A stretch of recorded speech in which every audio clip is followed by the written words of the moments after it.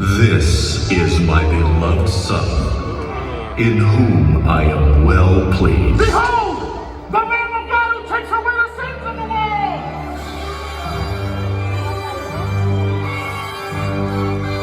He's the one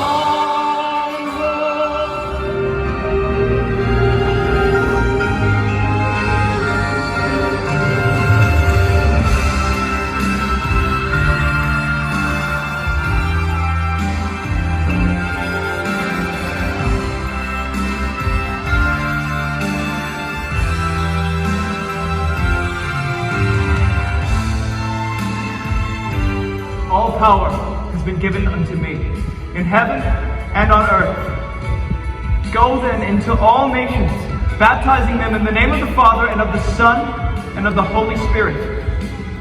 Teach them to observe all I have commanded you, and know I will be with you always, even to the ends of the earth.